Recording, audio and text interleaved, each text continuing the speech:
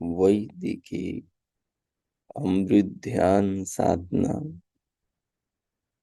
प्रभात सत्संग में आप सभी साधक साधिकाओं का, उपासक उपासिकाओं का हार्दिक स्वागत है। आइए पूर्व की भांति आज के ब्रह्म मुहूर्त में, आज की ब्रह्म वेला में भी हम उन महान प्रभु पार ब्रह्म परमेश्वर के, जगदाधिपति जगदीश्वर के दिव्य महान स्वरूप को अपने ध्यान चिंतन मनन का विषय बनाकर अपने अंतःकरण, अपने हृदय आत्मा को भगवान के पावन भाव से भर लें।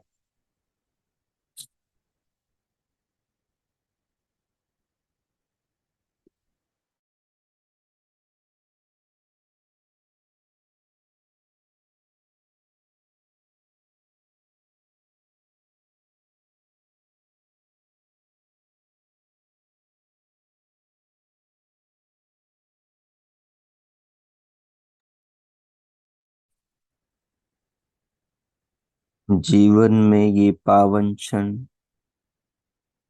हमेशा मिलते रहेंगे ऐसा तो नहीं है, और जीवन के प्रति ये बोध हमेशा जागता रहेगा ऐसा भी नहीं है। इसलिए मानव को चाहिए कि वे प्रभु से प्रीति करें। इसलिए करें क्योंकि उनसे अधिक अच्छा करने वाला जगत में और कौन हो सकता है, और कौन है। जब मानव साधना के पथ पर चलकर उस विधाता के स्वरूप को समझता है, उस विधाता के उपकारों को अनुभव करता है, उस विधाता की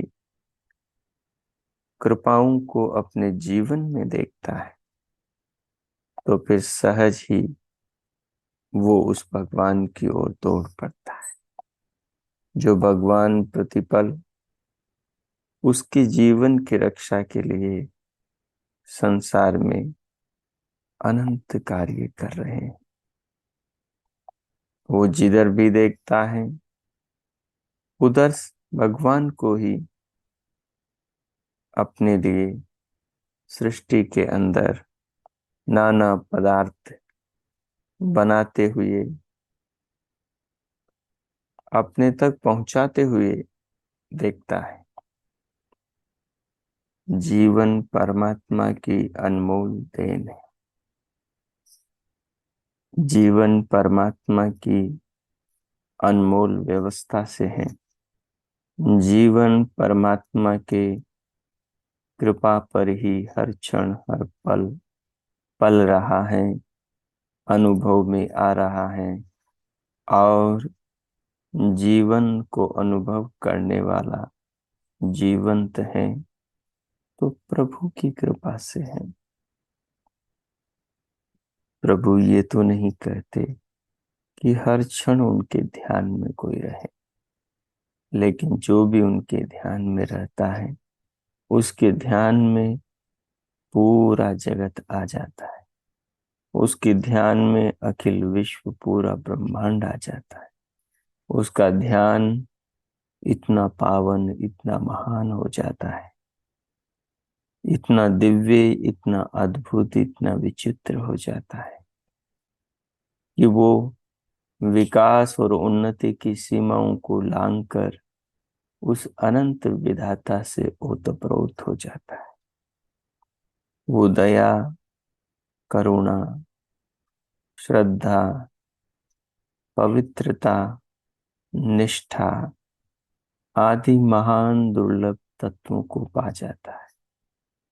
इसलिए आइए हम भगवान के उस करुणाशाली, उस वैभवशाली, उस शक्तिशाली और उस अनंत सामर्थ्य वाले स्वरूप का अपने ज्ञान चक्षु से दर्शन करें। एक ज्ञान ही दूरबीन है वो, जो परमात्मा को करीब और दूर सर्वत्र अनुभव कराती। जो भी ज्ञान रूपी दूरबीन को उठाकर भगवान को ढूंढेगा संसार में, उसे पास भी मिलेंगे तो उसे दूर भी मिलेंगे, अपने स्थान पर भी मिलेंगे, दूसरों के स्थान पर भी मिलेंगे। सारे स्थान परमात्मा के, दूर पास सर्वत्र परमात्मा है, अंदर बाहर सर्वत्र परमात्मा है। हर कण हर क्षण परमात्मा से है। इसलिए भगवान को जब साधक साधिका ज्ञान चक्षु से जीवन और जगत में, पिंड और ब्रह्मांड में देखते हैं, तो धीरे धीरे उनके अंतकरण पर वैसे संस्कार पड़ने लगते हैं। यही संस्कार उनके मस्तिष्क को, ज्ञान तंतुओं को, अंतकरण के विचारों को इस प्रकार रूपांतरित करते हैं कि उनका देखने का दृष्टिकोण, नजरिया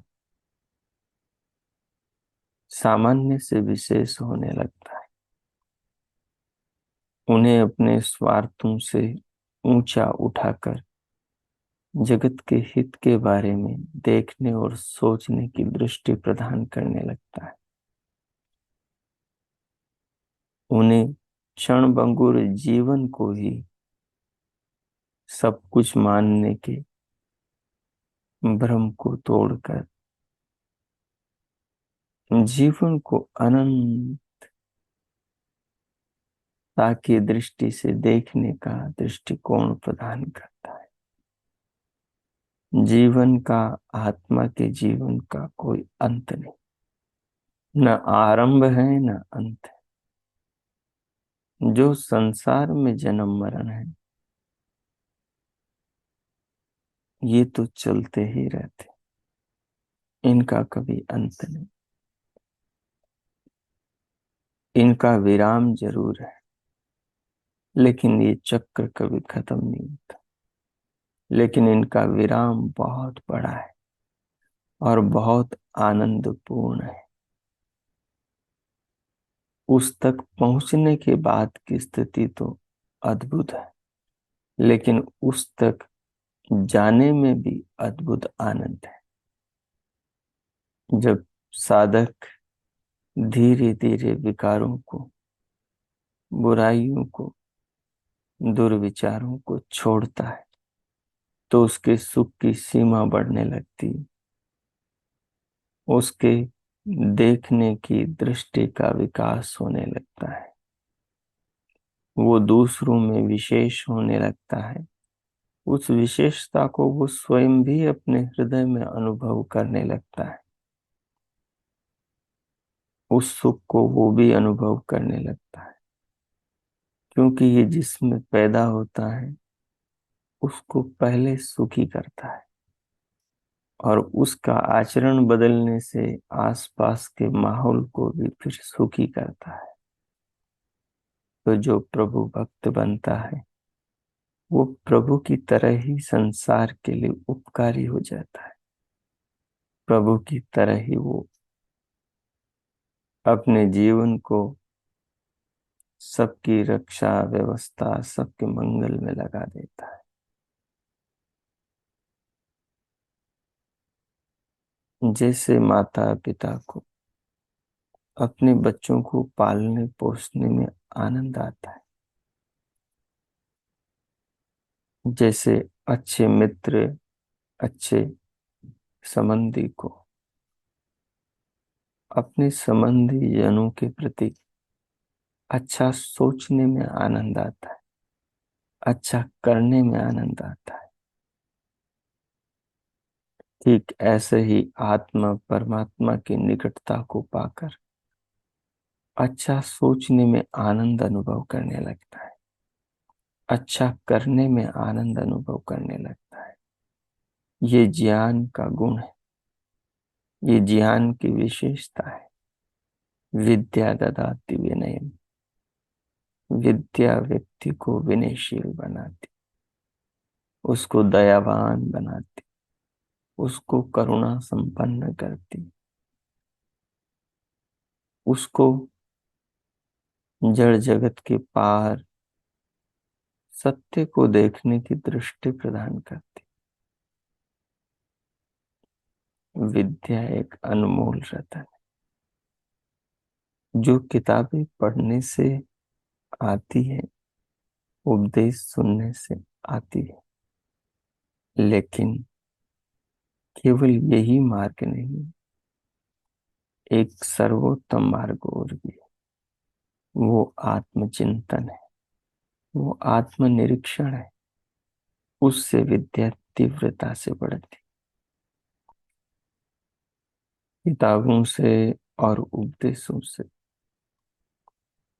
जो सुना और पढ़ा जाता है, उससे संस्कार बनते हैं।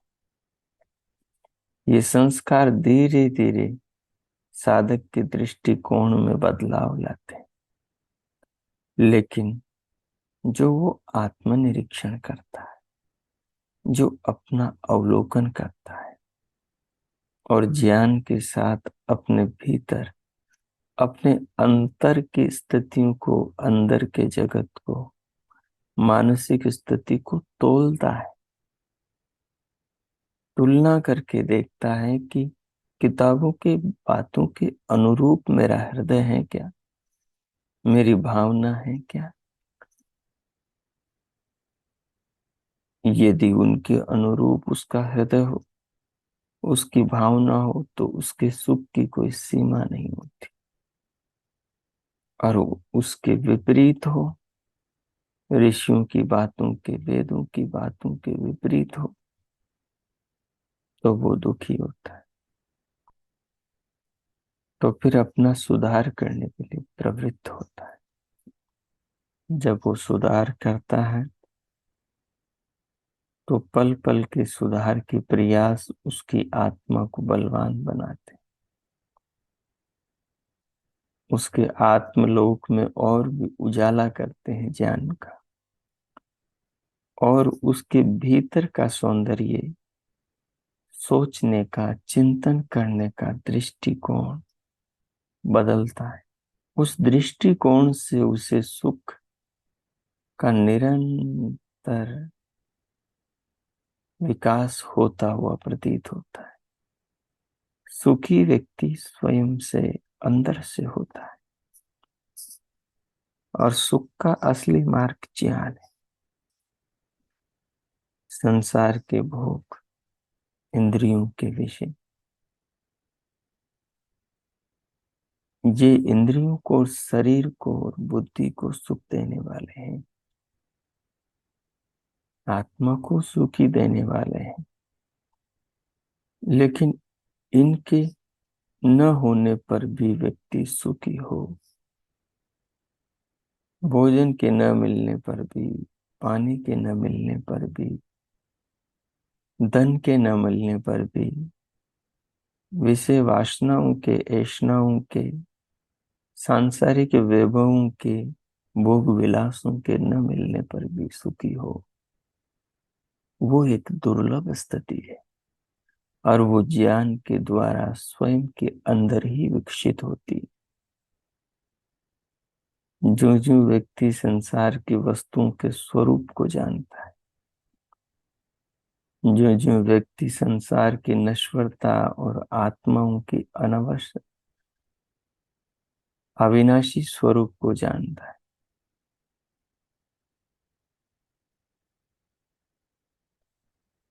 वैसे ही वो अंदर से स्वयं को सुखी अनुभव करने लगता है।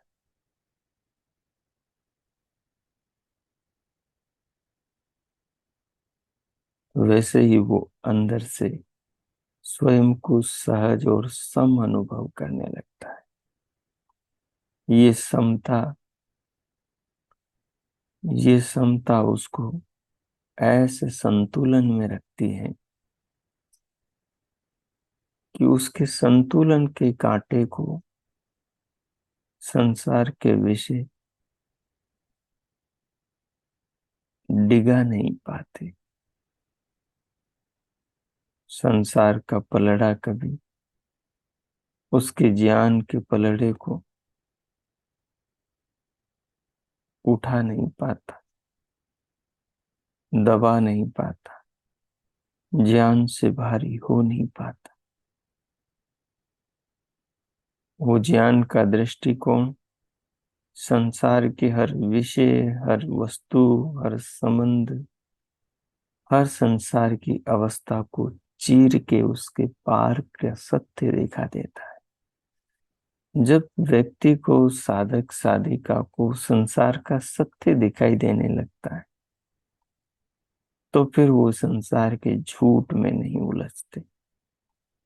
फिर परिवर्तनशील संसार की चकाचौंध के पार के जब वो सत्य को निष्ठा से देख लेते हैं, परख कर समझ लेते हैं, बार बार ध्यान करके, विचार करके, चिंतन करके, अनुभव करके, भोग करके जान लेते हैं, तो फिर उन संसार के परिवर्तनशील अस्थिर सुखों विषयों में उलझते नहीं है।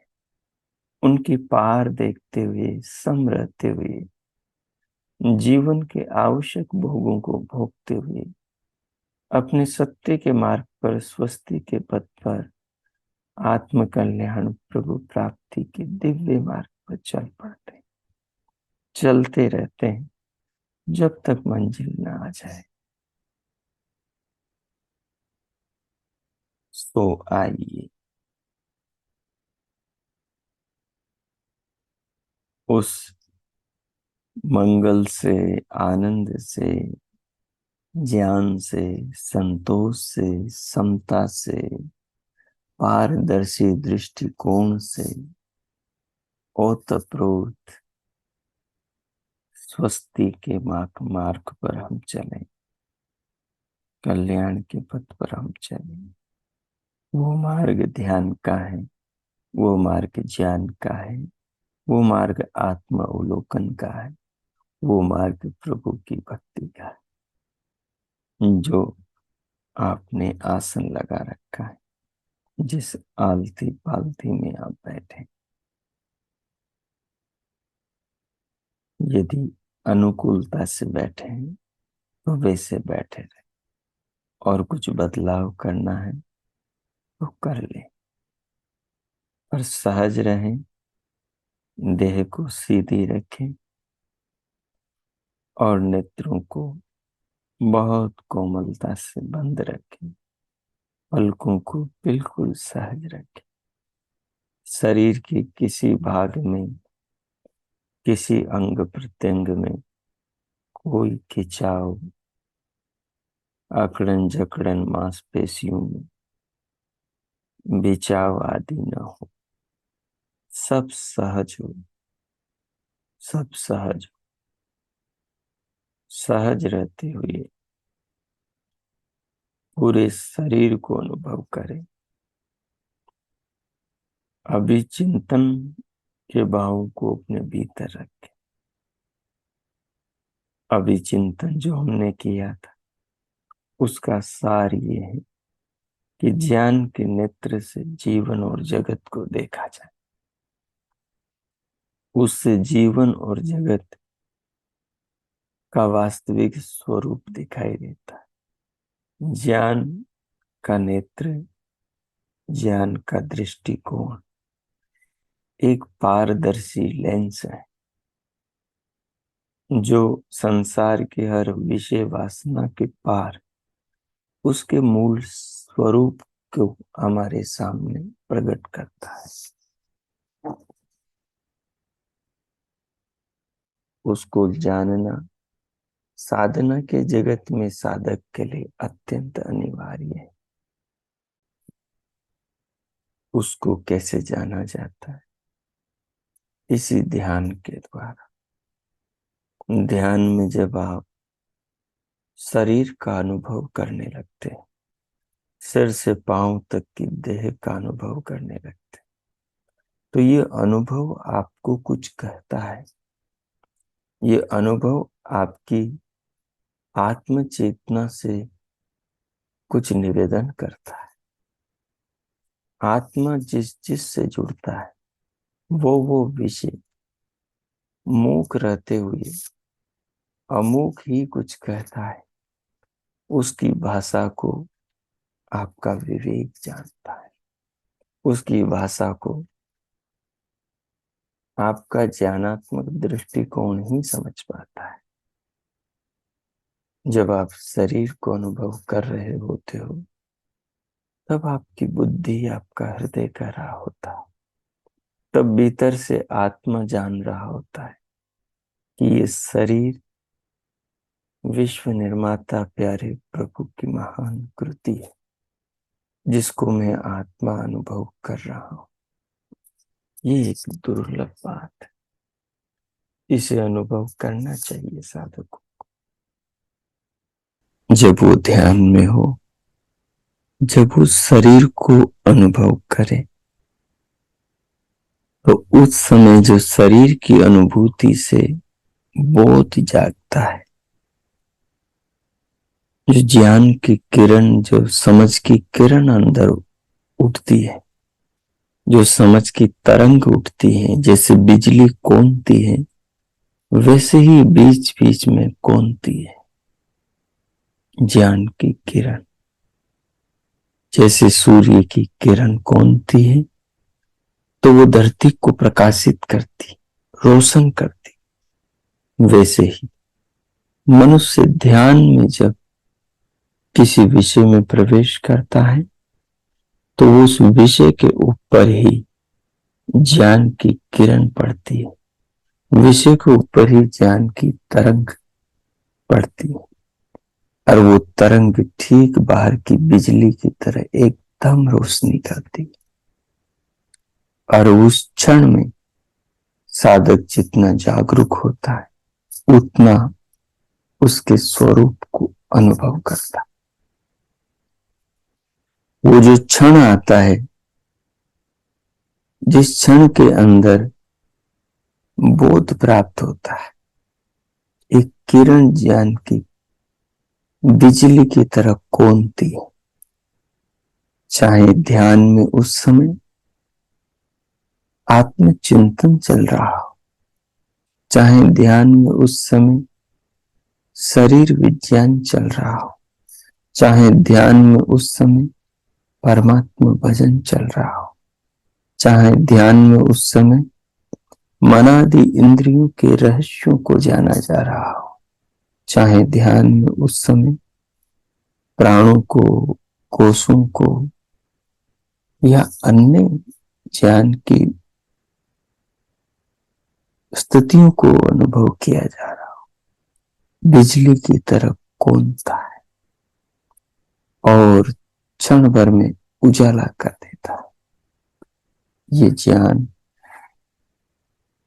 जो ध्यान के द्वारा परिष्कृत होता है, शुद्ध होता है, तपाया जाता है। जैसे साधारण पानी को अग्नि में तपाने से, 3-4 बार तपाने से उसके सारे दोष दूर हो जाते और वो पानी पानी से अमृत बन जाता है। वो पानी अमृत बन जाता है। तो साधक जो शास्त्रों से ज्ञान प्राप्त करता है, उस ज्ञान को जब ध्यान के द्वारा शोधता है, अपने अंदर अपनी स्थिति से, अपनी जीवन अवस्था से उसका मिलान करता है, तो महान एक अद्भुत दृष्टिकोण को प्राप्त करता है।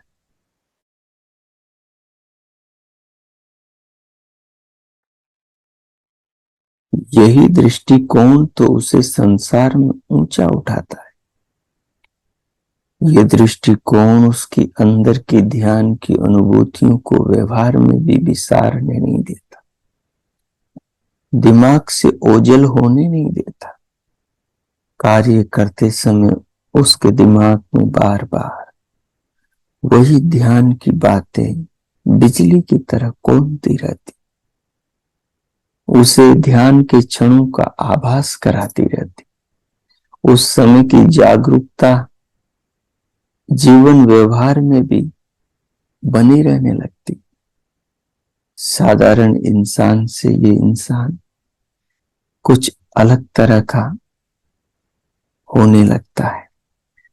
लोगों को इसके व्यवहार में और इसको अपनी प्रसन्नता और लोगों के प्रति उदारता के दृष्टिकोण में बड़ा बदलाव नजर आता है। ये पहले से हल्का फुल्का स्वयं को, इसका शरीर और मानसिक स्थितियां रोमांचकारी अनुभव होती। ये दुर्लभता पवित्र हृदय के होने पर ही साधक को जीवन में अनुभव होने लगती। ये पवित्रता भगवान का दर्शन जीवन में करने और ज्ञान के अनुरूप जीवन को बनाने से आती।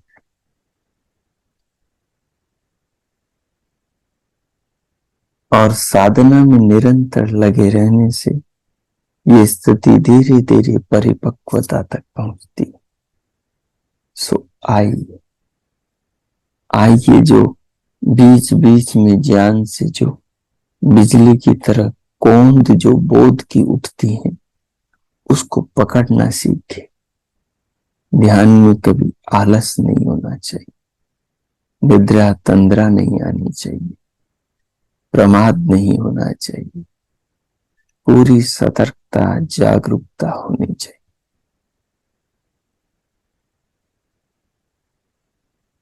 सो जब आप शरीर को अनुभव करेंगे, सिर से पांव तक, तलवे से लेकर सिर की शिखा तक, तो पूरे शरीर को अनुभव करें। उसको अनुभव करेंगे तो उसके साथ उसके बनाने वाले को भी अनुभव करें।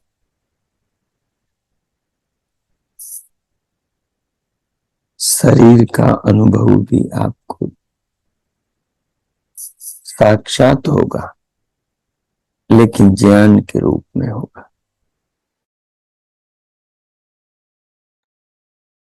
क्योंकि आत्मा केवल ज्ञान की किरण को अनुभव करता है, तरंग को अनुभव करता है,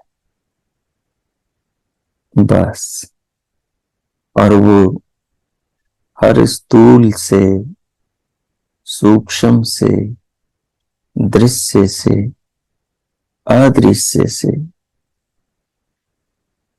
उत्पन्न होती है, जिसे आत्मा अनुभव करता है। तो अदृश्य वो परमात्मा पूरे शरीर का निर्माता, पूरे विश्व का निर्माता है। इसे आप ही अनुभव करते हुए अनुभव कीजिए। शरीर को अनुभव करते हुए प्राणों को लंबा गहरा लयबद्ध करके धीरे धीरे श्वास को नथुनों से भीतर लेते हुए शरीर की तरह अनुभव करना है। शरीर के साथ साथ प्राण के साथ साथ शरीर को अनुभव करना है।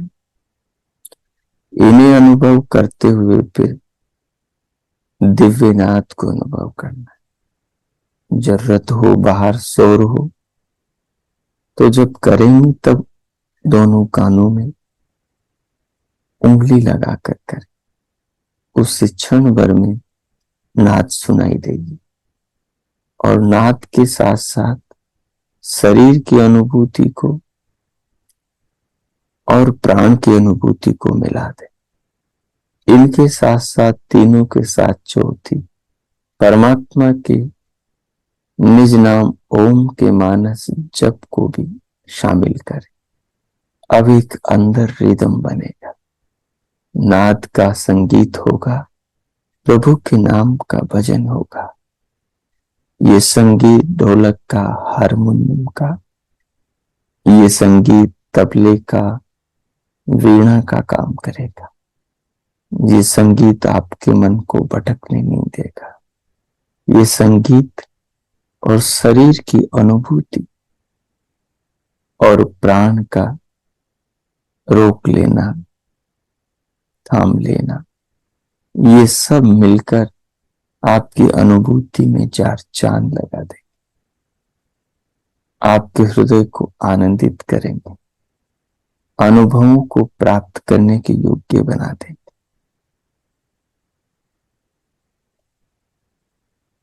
फिर चाहे तो भ्रकुटी में दिव्य प्रकाश की ज्योतियों को भी देख सकते, नहीं तो 2-3 मिनट इसी स्थिति में रहे।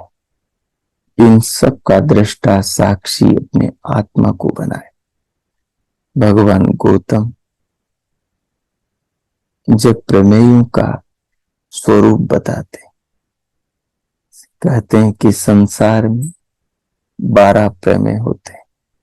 इन 12 प्रमेयों को जानने से मनुष्य मुक्ति को, अपवर्ग को प्राप्त करता है। उसके सारे बंधन टूट जाते हैं, वो सारे बंधनों से छूट करके अमर पद को पाता है। वो 12 प्रमेय हैं।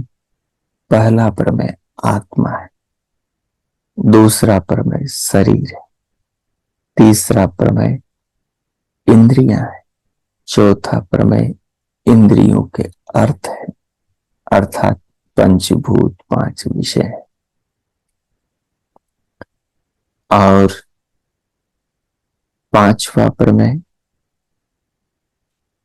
अर्थों के बाद में बुद्धि है, अर्थात ज्ञान है, और छठा प्रमेय मन है, जिसको अंतःकरण कहते हैं।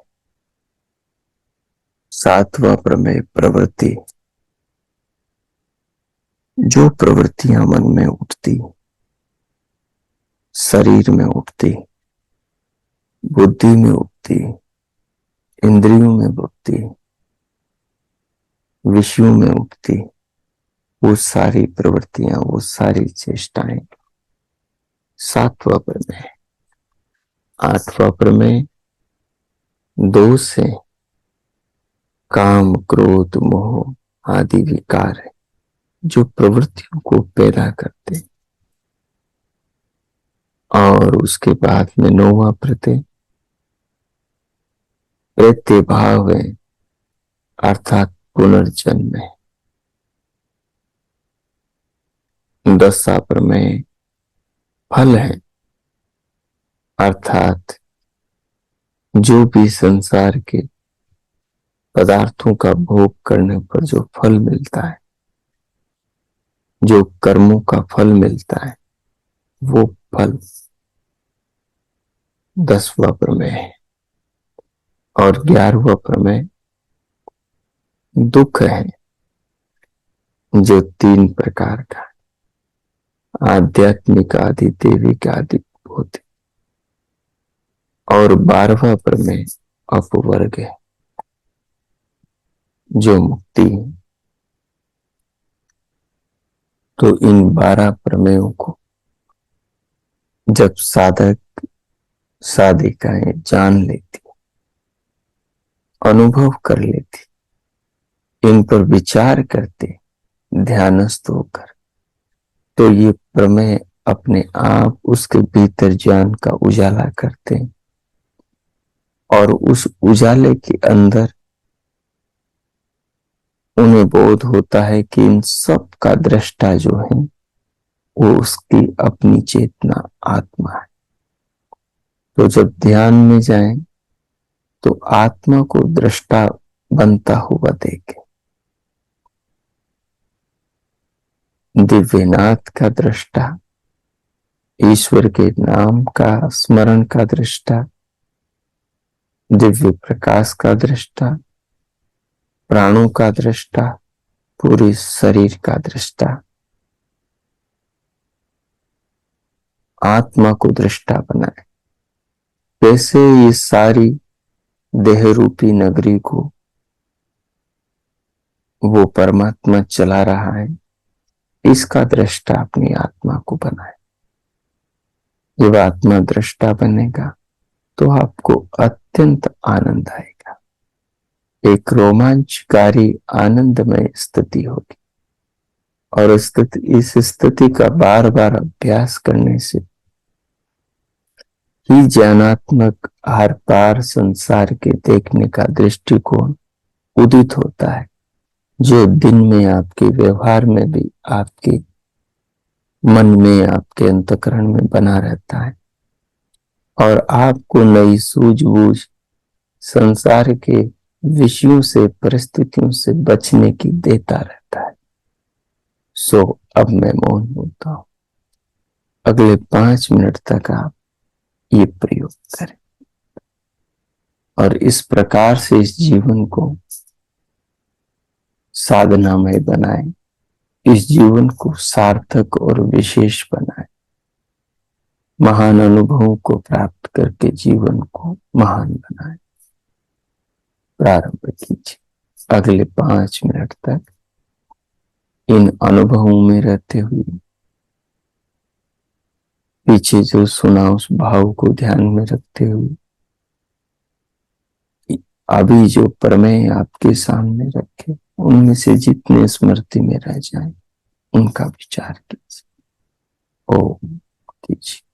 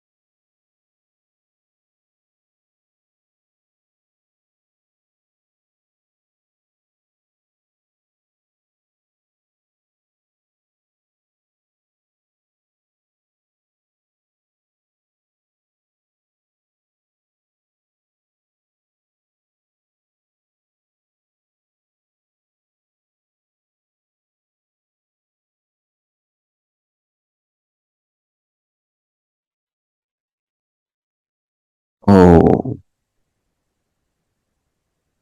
ओ।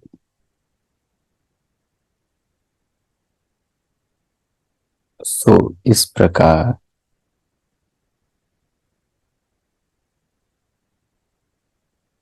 भगवान के नाम का मानस जप, साथ में दिव्य नाद,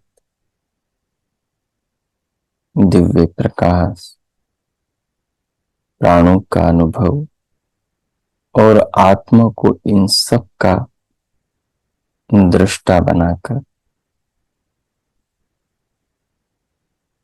प्रभु नाम का मानस जप करते हुए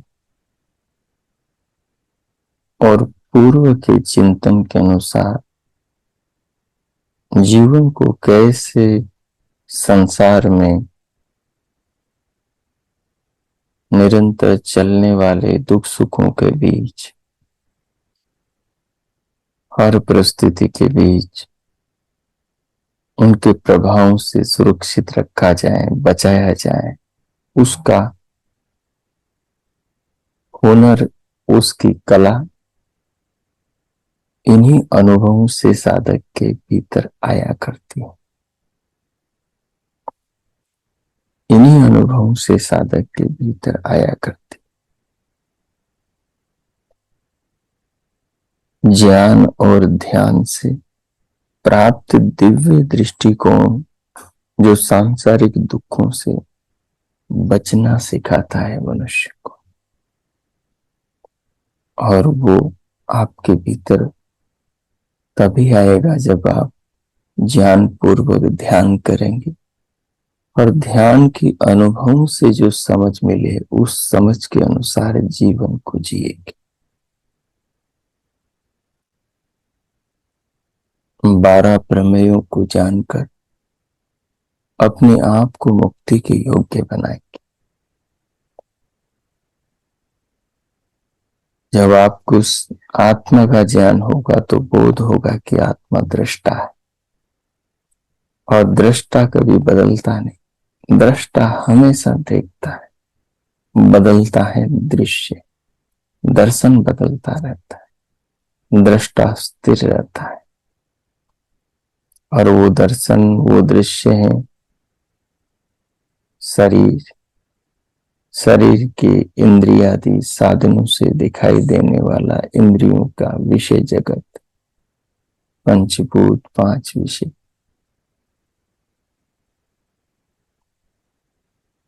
इन सब का जो ज्ञान होता है वो बुद्धि, जहां इन सब के संस्कार रहते हैं वो अंतःकरण।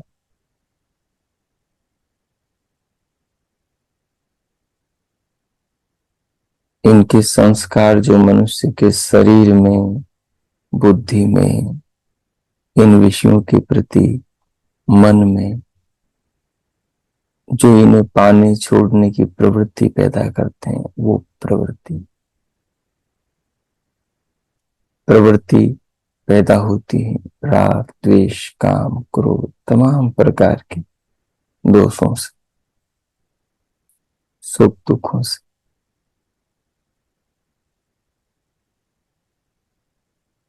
और ये जो सुख दुख है ये जब तक जन्म होता रहेगा, जब तक मरते रहेंगे, तब तक निरंतर चलते रहेंगे।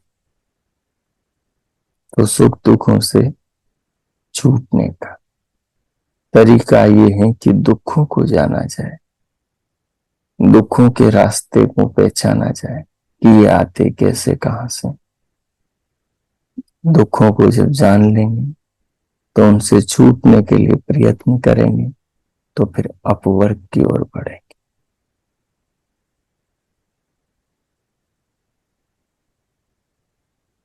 अपवर्ग की प्राप्ति दुखों से छूटने पर ही होगी, तभी जीवन सार्थक सफल होगा। सो आए इस भाव को प्रगाढ़ करते हुए ध्यानस्थ ये अनुभवों को समेटते हुए उन्हें आत्मसात करें, प्रभु का धन्यवाद करें और फिर भीतर से बाहर स्क्रीन पर आ जाए। उसके लिए दोनों हथेलियों का परस्पर घर्षण कर पूरे मुखमंडल का स्पर्श करें।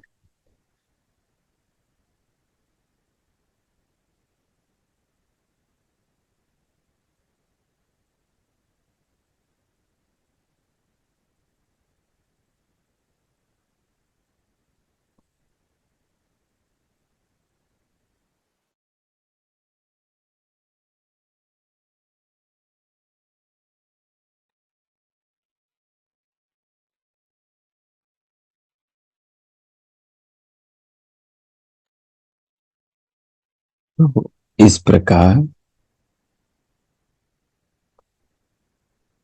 अपने ज्ञान के अनुसार ध्यान और ध्यान के अंदर जो अनुभव हो उसको अपने व्यवहार में ले जाना चाहिए, व्यवहार में उसका प्रयोग करना चाहिए। सारे शास्त्रों का सार यही है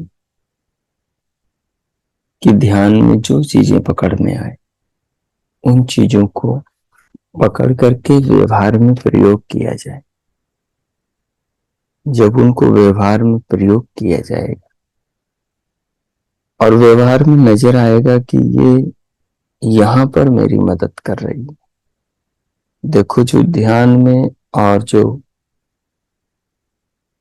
शास्त्र के अध्ययन में जो मैंने समय लगाया उसका फल मुझे यहाँ मिल रहा है। जब भी आपके ऊपर बाहर से कोई अटैक हो, अर्थात किसी विचार का, किसी व्यक्ति का, किसी भावना का, किसी परिस्थिति का प्रहार हो, तो उस समय आपके ध्यान के अनुभव, जो अनुभव आपको सिखाते हैं कि शरीर से आत्मा अलग है, शरीर परिवर्तनशील है, संसार के विषय सब क्षणभंगुर है, संबंध सब अस्थिर है, सत्य ही अनिवार्य है, सत्य का साथ ही भगवान देता है, उसके अनुसार ही हमें जीवन में सफलता मिलती।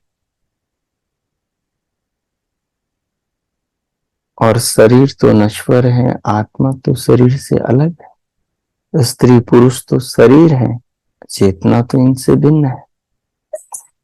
सब आत्माएं अपने कर्मों से बंधी हैं और कर्मों के बंधन के कारण ही हमसे जुड़ी है। इस प्रकार से ध्यान का अनुभव आपको ज्ञानी समझ देता है, तो वही समझ आपको व्यवहार काल में हर प्रकार की परिस्थितियों से, थपेड़ों से, लोगों की प्रतिकूल प्रतिक्रियाओं से कवच बनकर आपके जीवन की रक्षा करती। ये ज्ञान ध्यान साधना का फल है जो साधक को सांसारिक जीवन जीते हुए, दुखों से बचाते हुए साक्षात अनुभव होता है। पर इसका विकास धीरे धीरे धीरे धीरे होता है। जो साधक निरंतर लगा रहता है उसको बहुत जल्दी ये अपने व्यवहार में दिखाई देता है और दिन भर उसके दिमाग में वो दृष्टिकोण बना रहता है और वो उस कवच से सुरक्षित रहता हुआ अपने आध्यात्मिक जीवन को भी और फिर अपने भौतिक जीवन को भी आनंद पूर्वक जीता है, दोनों में संतुलन बना लेता है। तो इसी प्रकार से आध्यात्मिक व्यक्ति का जीवन सत्यम शिवम सुंदरम बनता है। सो आए हम अपने जीवन को सत्यम शिवम सुंदरम बनाए, सत्य का अनुसरण करने वाला बनाए, सुंदर अर्थात समस्त विकारों से रहित, निश्चल और सबके कल्याण के भाव वाला बनाए। शिवम अर्थात कल्याणकारी बनाए। अब हम शांति पाठ करेंगे। ओम ओम